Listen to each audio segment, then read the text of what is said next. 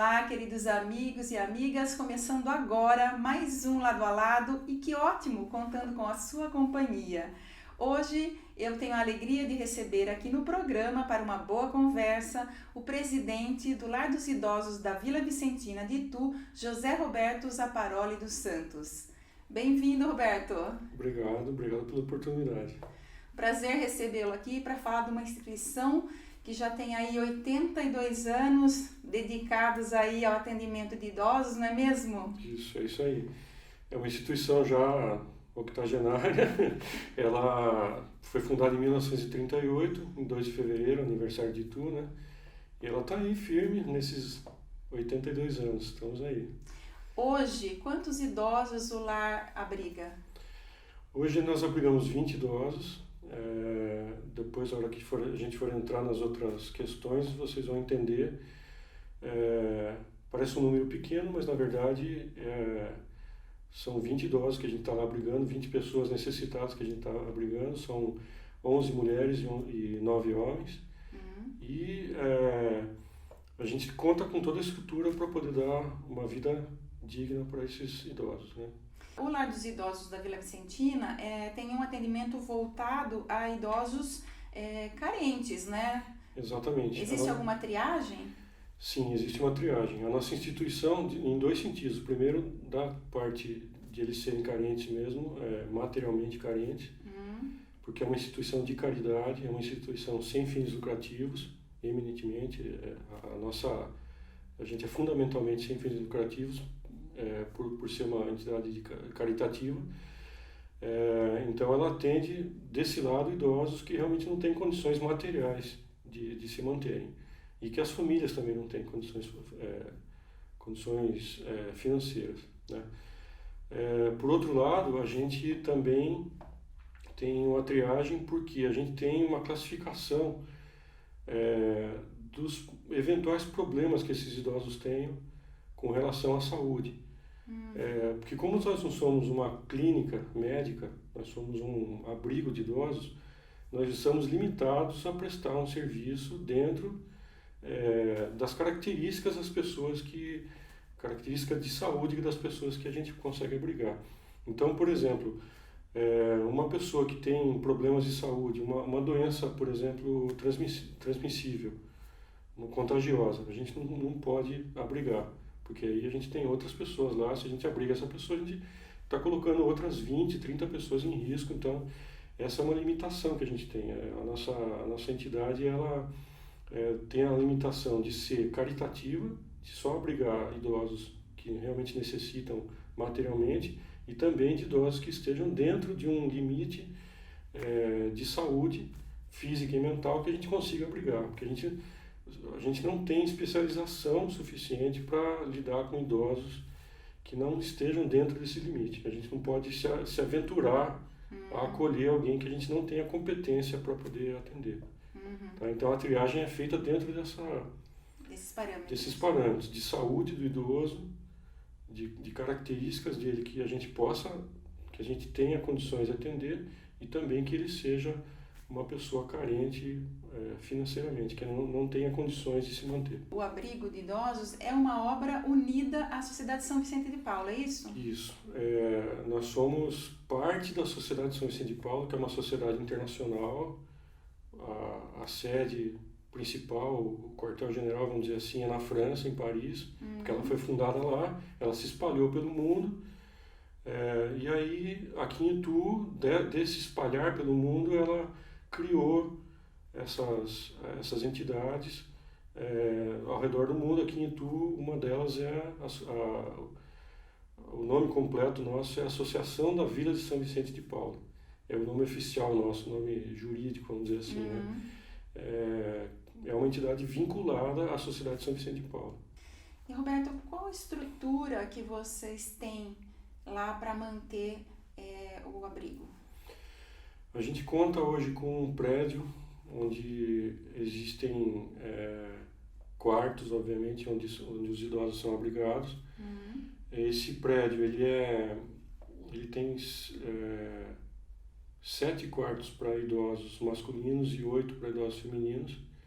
Então são dormitórios, são os dormitórios deles. Como estrutura, a gente tem uma enfermaria que fica ao lado ali, porque é a lógica, né, da coisa. Mais próximo possível, Tem que né? ficar o mais próximo possível deles. Inclusive as pessoas que trabalham durante o dia, à noite, 24 horas, eles ficam circulando entre os quartos por causa de medicamento, toda a parte assistencial mesmo ali, né? Então ali ali perto dos quartos tem a enfermaria, onde fica o médico também quando ele vai, né? Toda a parte médica de enfermagem fica ali. E mais à frente a gente tem daí cozinha, a parte administrativa mesmo, os escritórios e tudo. A gente tem uma sala de fisioterapia com vários equipamentos lá, todos eles voltados para os problemas específicos de cada idoso, né? Aqueles que podem se locomover, aqueles que não podem, aqueles que podem se estão com algum problema muscular, de articulação, tem toda... E também outras áreas da fisioterapia, a gente tem lá uma aparelhagem completa para poder atender a fisioterapeuta, obviamente, né? Além da fisioterapia, que outros atendimentos, assim, médicos vocês têm? Então, a gente tem um médico cedido pela prefeitura, que encabeça a parte realmente médica, né? Da assistência médica deles. Ele está sempre, todo dia ele está lá, ele faz as consultas periódicas, também acompanha quem está com algum problema, vai nos quartos e tal, para fazer, porque tem os que não conseguem se locomover. Acompanha toda a parte de enfermagem, os registros, os protocolos, tudo isso daí ele está preparado e atua dessa forma. A gente tem uma responsável técnica, que antigamente se falava chefe de enfermagem, né? Mas hoje não é mais, hoje é responsável técnica, que na verdade faz essa ligação entre a parte médica, o que o médico faz, o que o médico determina, e ela acompanha também, ela faz acontecer, e o outro lado também, que é acompanhar os idosos e levar para o médico o que é necessário para que ele possa também dar o atendimento dele. Então essa é a responsável técnica. Junto a ela a gente tem a equipe mesmo técnica, que aí são os cuidadores, as enfermeiras, e tem também profissionais, fisioterapeuta, nutricionista, psicóloga, uma assistente social que daí faz essa ponte entre o lado de assistência deles e a parte administrativa, né? A assistente social faz esse meio campo, né? Com as famílias também? Com as famílias também. A assistência social, na verdade, a assistência social é o primeiro contato que a gente tem, que a família tem quando leva o idoso lá. O primeiro contato é da assistente social, ela que vai conhecer, em primeiro lugar, o problema, a situação, e ela vai encaminhar da forma como ela, com o conhecimento e a competência dela, como ela achar melhor.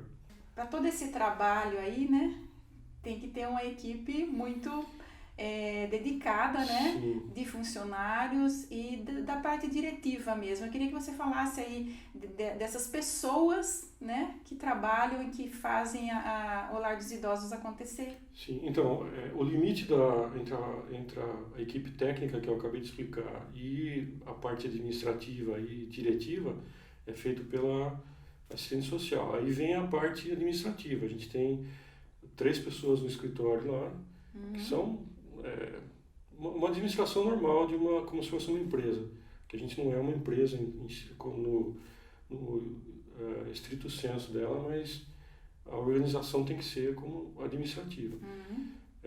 Tem a parte financeira, a parte contábil, a parte organizacional, a parte de departamento pessoal. Então toda essa parte é feita pela equipe administrativa. Tem uma gestora administrativa, tem 2 funcionárias que são auxiliares administrativas, e tem um rapaz que é o motorista e o auxiliar também, vamos dizer que faz tudo ali, é o nosso coringa ali da equipe, né? E tem a diretoria, né? E tem a diretoria. A diretoria... Os companheiros que te ajudam lá na diretoria. Isso, exatamente. A diretoria ela é uma diretoria completamente formada por vicentinos, porque a nossa regra exige isso. Então a gente tem lá presidente, vice, tesoureiro, vice, secretário, vice e o conselho fiscal, que toda entidade desse tipo precisa ter por legislação até civil. Não é só pela regra nossa da Sociedade de São Vicente de Paulo, é por uma exigência também, as 2 coisas acabaram casando, por uma exigência legal, a gente tem que ter um conselho fiscal formado por 3 pessoas, por questão de voto, né? Quando tem voto não pode empatar. E também tem 3 suplentes para quando faltar alguma dessas pessoas do conselho titular. Essa diretoria ela é eleita a cada 2 anos, ela na verdade, o presidente e o conselho fiscal são eleitos a cada 2 anos, portanto, o mandato é de 2 anos com possibilidade de uma reeleição. Então, essa diretoria ela é fundamentalmente de vicentinos e ela... De trabalho voluntário, né? Trabalho voluntário, por ser vicentino. Hoje em dia, se alguém perguntar o que é um vicentino, a primeira coisa ele é um voluntário. É o que o pessoal conhece aí como voluntariado. Então, o trabalho vicentino, apesar de a gente ter uma outra... a gente ter um outro lado de carisma, de religião e tal, a gente, de uma forma geral, a gente tem que ser considerado como voluntário, porque a gente não recebe nada financeiramente pelo trabalho que a gente faz. E você falou que os presidentes são eleitos a cada 2 anos, você já está na sua reeleição, você já foi reeleito, né? Eu estou no 2º mandato, eu fui eleito a primeira vez há 2 anos atrás, tomei posse, me candidatei novamente à reeleição, estou no meu 2º mandato. Agora, no fim do meu 2º ano, que vai ser em 2022, eu não posso mais exercer o cargo de presidente. E o que levou você a abraçar essa causa? Então, é uma pergunta muito pessoal, assim, né? Por ser, como eu falei, que o vicentino ele é levado pelo carisma, né? O carisma, o que é?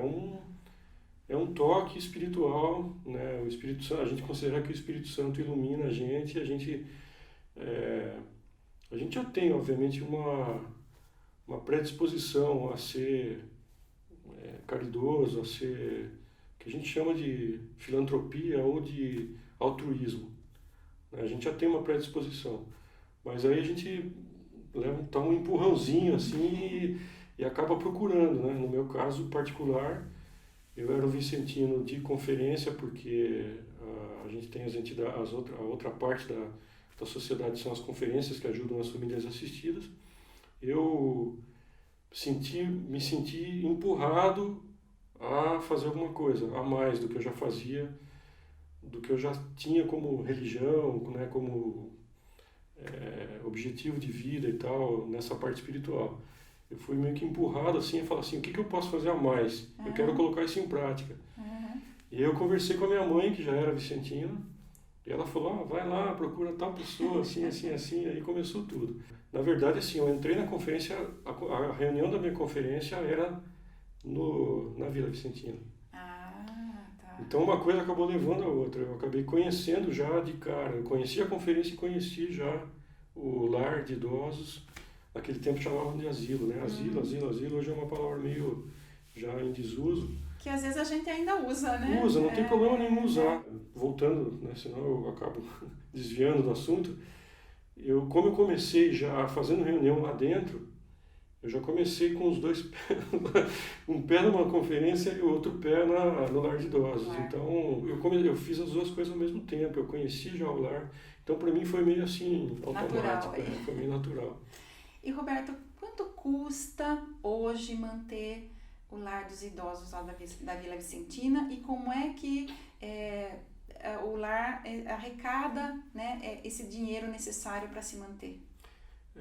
Essa é uma pergunta importante, porque no começo eu falei, a gente não tem fins lucrativos. A gente é uma empresa sem fins lucrativos, a gente precisa ter a eficiência de uma empresa, porém a gente não pode visar lucro, a gente não pode falar assim, vamos vender alguma coisa para poder visar lucro, para poder fazer alguma coisa com esse dinheiro.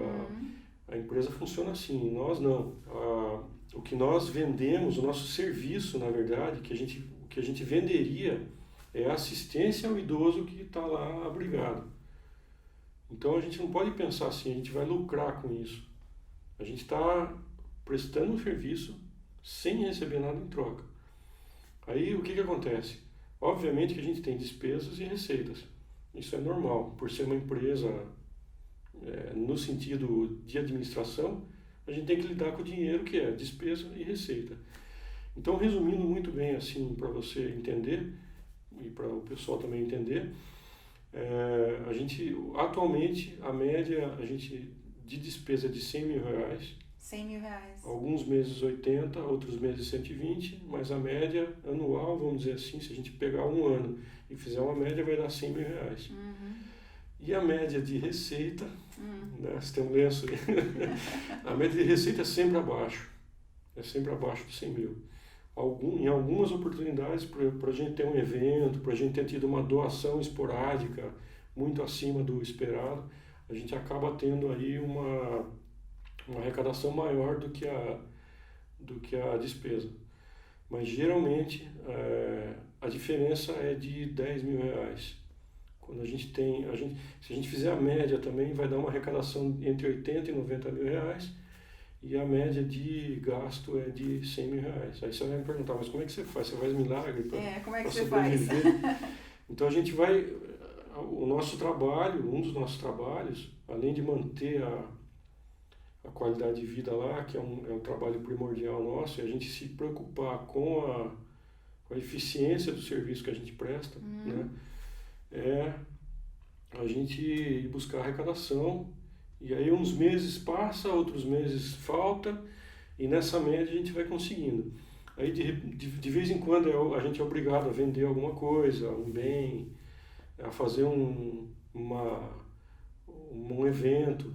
Que nesse momento infelizmente, a gente está impossibilitado. Então, assim, a gente vai equilibrando os pratinhos, que a gente fala, né? Aquele pratinho chinês no circo que bota os pratinhos para rodar, a gente tem que equilibrar os pratinhos.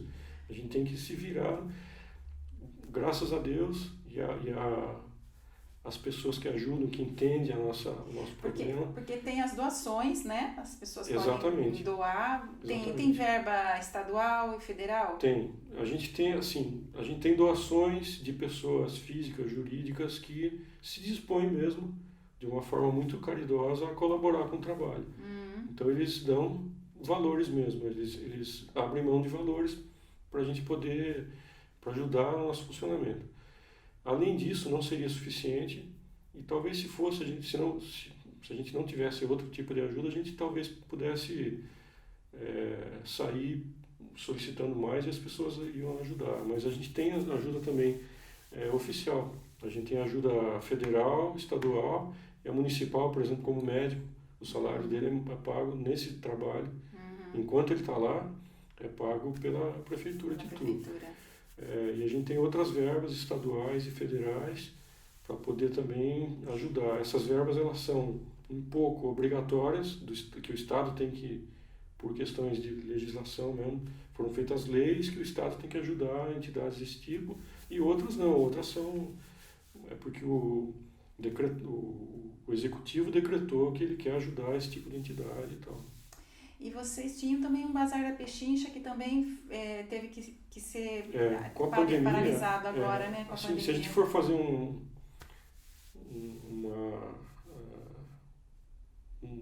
flashback, né, um pouco rápido, lá no início da pandemia a gente parou com tudo. Parou com as visitas dos familiares, dos voluntários que iam lá diariamente prestar o serviço voluntário. Trabalho voluntário? Não tem mais, porque não pode entrar mais lá dentro, né? Eles têm que ficar isolados lá. Então o bazar foi fechado.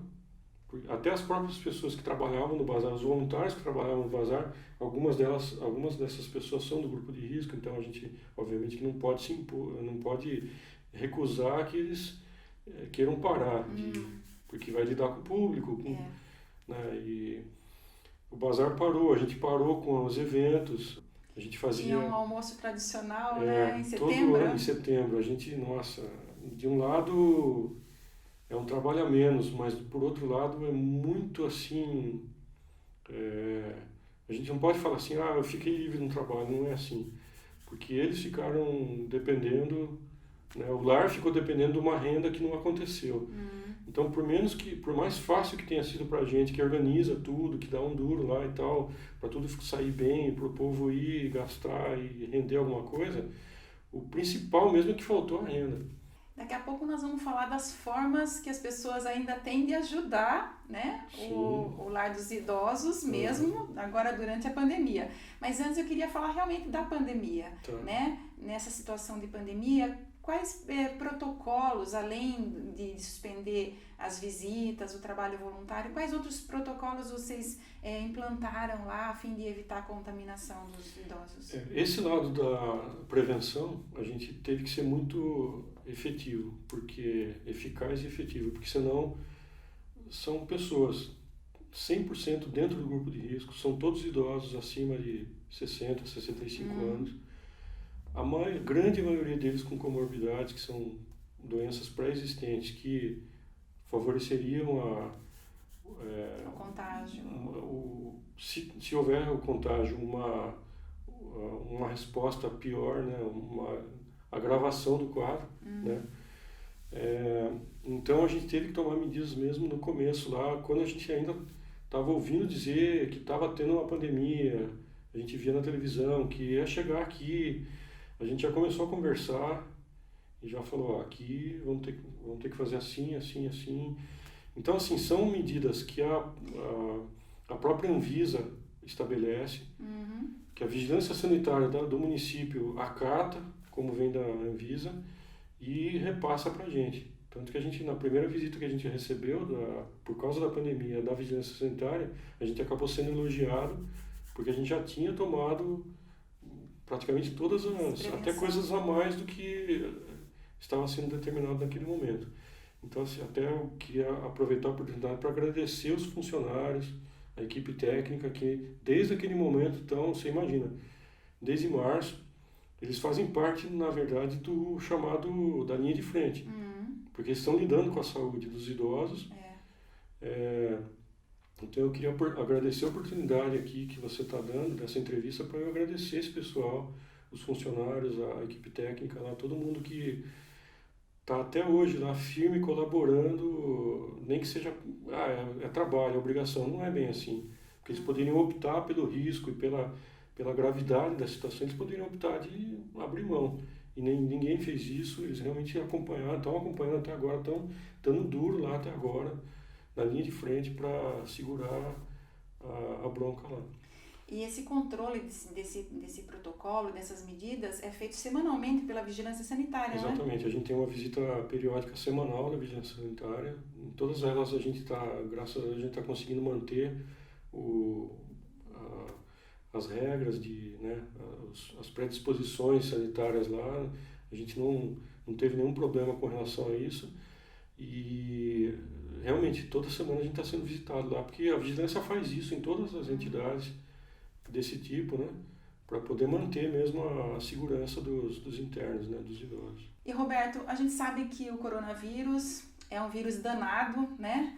E apesar de todo esse protocolo, da vigilância sanitária estar sempre lá, chegamos a ter alguns casos de Covid no lar dos idosos? Sim, eu posso dizer que infelizmente chegamos a ter e felizmente também. Eu vou explicar para você por quê. Na verdade, apesar de todas as medidas de segurança foram acatadas, como eu falei, a vigilância sanitária, com normas da Anvisa e tudo, a gente cumpriu tudo. E mesmo assim, infelizmente, a gente teve casos lá por volta de agosto, setembro. Porque é um processo, né? A contaminação, os sintomas, depois a parte de quarentena mesmo, daquelas pessoas que tiveram. Então, assim, esse processo durou entre final de agosto e começo de setembro. O que aconteceu? A gente teve a contaminação de 14 idosos. Hoje a gente está com 14 idosos contaminados já e 6 que não estão contaminados. Então, para as pessoas que não sabem, vão falar, nossa, mas estão contaminados lá e tal, estão convivendo pelo seguinte, porque o vírus, você tem um período de contaminação, depois você tem o período dos sintomas, que eles aparecem, se aparecem, porque isso aí varia muito de pessoa para pessoa, e depois tem a fase que acabou a doença, a pessoa tem os anticorpos, tem o vírus ainda, mas ela não transmite mais. Então, a gente atingiu, na verdade, aquela chamada imunidade de grupo. Por quê? Porque quem teve já não transmite mais, ou seja, os que não tiveram ainda não tem período de se infectar, porque os que já tiveram não transmitem mais. Então, o grupo que a gente tem lá tá fechado nessa imunidade de grupo. E eu falei felizmente, porque apesar de ter acontecido, alguns idosos tiveram sintomas, mas não tivemos nenhuma reação mais grave. Ninguém ficou, nenhum óbito, todo mundo, os que tiveram sintomas se recuperaram dos sintomas, passaram a fase dos sintomas, passaram a fase de transmissão, como os outros 10, que foram 4 os que apresentaram sintomas. Então, assim, a gente não perdeu ninguém, graças a Deus, e hoje a gente está nessa imunidade, hoje a gente está nessa imunidade de grupo, que a gente não tem mais perigo de os que foram contaminados contaminar já os que não foram ainda. Então, Roberto, como é que as pessoas e as empresas podem ajudar o Lar dos Idosos da Vila Vicentina? Então, a gente tem 2 maneiras de ajudar. A gente tem uma maneira de ajudar que é com material mesmo, né? Material de limpeza, material hospitalar, material alimentar mesmo, alimentos, né? Não perecíveis, roupas, que as pessoas queiram doar também, mas não, essa aí não é o foco agora, o foco é mais material de limpeza mesmo, material de higiene pessoal. Alimentar, higiene, limpeza e hospitalar. Isso, esses aí são os materiais que a gente mais tem necessidade. E como que faz? A pessoa leva até lá ou vocês até vão buscar? Pode levar lá, né? Aí tem dentro de todo o protocolo de segurança sanitária, a gente vai receber isso daí, vai saber como é que lida com isso lá, sem nenhum problema. Então, se a pessoa quiser levar lá, não tem nenhum problema, vai ter gente para receber lá, horário comercial de segunda a sexta. Se não quiser levar, é só ligar, avisar, o motorista vai lá e recolhe o material também dentro de todos os protocolos de segurança, ele vai estar usando máscara, a pessoa se não quiser ter contato com ele, deixa em algum lugar que ele possa pegar, ele pega, leva, também esse material que vai entrar também vai passar por toda a fase lá por todos os procedimentos de segurança sanitária, né? E doações em dinheiro? Além disso, a gente tem a parte financeira, a gente pode receber doações financeiras. Eu estou até com os dados da conta, pode passar. Vou pegar a colinha aqui. Que eu também, com certeza. Apesar de trabalhar com informática, eu não sou computador, mas... Hoje está na base do papel, né? Hoje está na base do papel. A conta é do Bradesco, né? 237, agência 1724, dígito 8, conta 3757, dígito 5, CNPJ 45 466 174 0001 82. A razão social, Associação da Vila de São Vicente de Paulo, é isso. Eu ia falar de tudo, mas não, acaba aí. Qualquer quantia, né, Qualquer Roberto? quantia, de 1 centavo até o que o pessoal achar que pode doar. Aconteceu um negócio muito legal, se você me permitir contar. Quando começou a pandemia, a gente, obviamente, que espalhou pelas redes sociais essa necessidade que a gente já sabia que ia ficar sem eventos, sem bazar, que a arrecadação mesmo em dinheiro ia diminuir. O próprio pessoal que ia na missa e deixava lá um envelopinho, esse aqui é para a Vila Vicentina. A gente acabou perdendo tudo isso. Então a gente foi para as redes sociais e, nossa, o retorno foi... Inclusive quero também aproveitar para agradecer aqui essas pessoas que colaboraram, as que quiseram, as que não quiseram ter o nome divulgado lá, porque essa questão de caridade, ela funciona assim, né?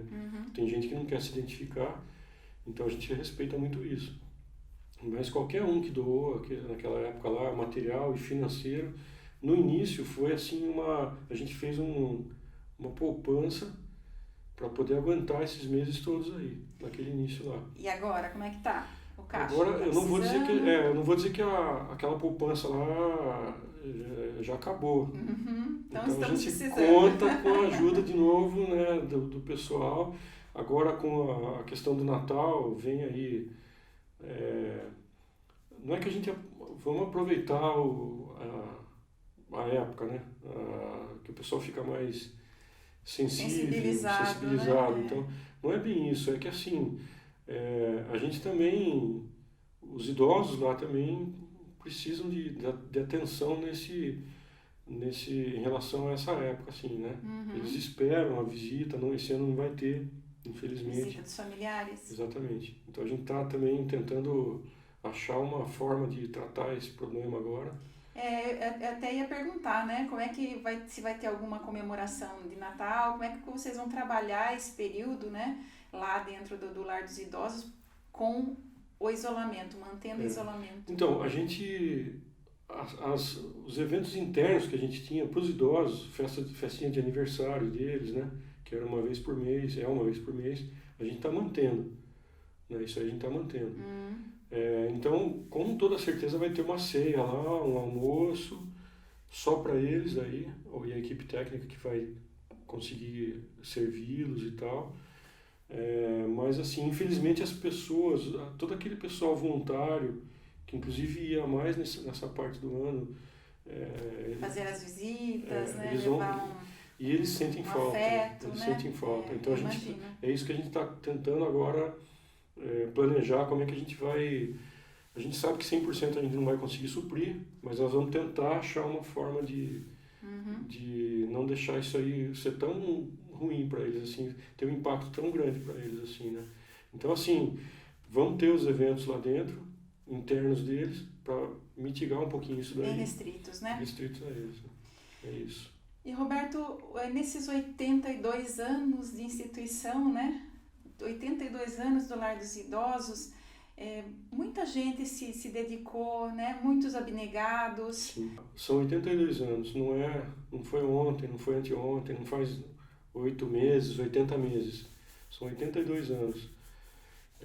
Então, a gente pode tirar como conclusão que quem passou por lá trabalhou para que isso aí se mantivesse muito bem durante todo esse tempo. Então são pessoas mesmo, os vicentinos que passaram por lá, as diretorias que passaram por lá, como eu expliquei a estrutura, né? Os voluntários vicentinos que passaram por lá realmente se dedicaram muito, deram foi sangue lá. Eu vou me permitir também contar a história de uma das últimas presidentes, a dona Elza Estrada. Ela foi acometida por câncer durante o mandato dela. Ela, na última noite dela, ela ainda estava na cama hospitalar, ela chamou o tesoureiro para tratar de alguns assuntos ainda pendentes lá, no dia anterior ao falecimento dela. Então são coisas assim que você consegue enxergar que a dedicação das pessoas manteve uma entidade dessa saudável, funcionando e assistindo essas pessoas que tanto precisam durante esses 82 anos. Então é um esforço que a gente sabe de onde vem, porque a gente acredita numa força maior que dá essa força pra gente. Então é um trabalho assim, eu não posso falar porque eu sou voluntário, então ficaria chato, muito chato. Então vou falar das outras pessoas que estão hoje comigo lá e de quem passou por lá. Realmente é um trabalho assim, chega a ser comovente, chega a ser inspirador, do fundo da alma mesmo, do coração, a gente pensar em quem passou por lá e o que a gente pode fazer para continuar uma obra dessa. Então, realmente é um trabalho... Maravilhoso.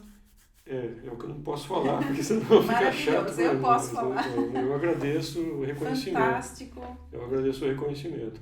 Né? Inclusive, você sabe que aqui em Salto tem o Lar Frederico Zanan, que é irmão gêmeo lá nosso, que a gente tem parceria por ser da mesma sociedade.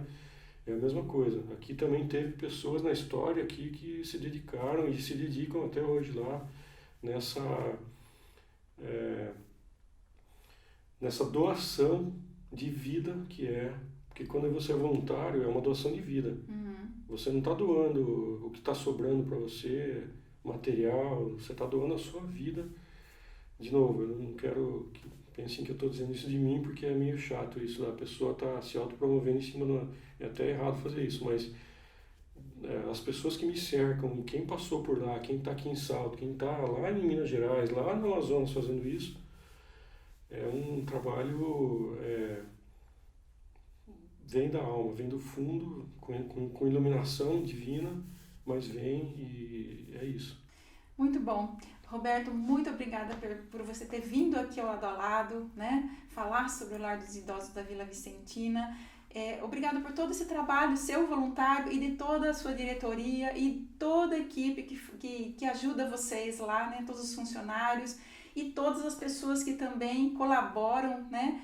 Com doações, seja em alimentos, seja em dinheiro, para que o lar continue existindo e cuidando bem dos nossos idosos, não é mesmo? Eu que agradeço a oportunidade de você ter nos chamado para conversar, que eu digo a Sociedade São Vicente de Paula, eu falo em nome dela, não só em nome do meu e das pessoas e do lar, principalmente da Vila Vicentina, mas eu agradeço muito esse convite, porque eu sei que você se sentiu também tocada em falar desse assunto.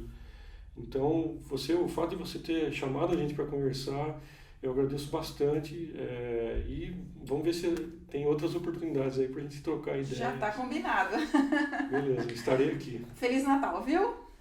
Muito obrigado para você e para toda a sua família. Um Natal abençoado. Obrigada.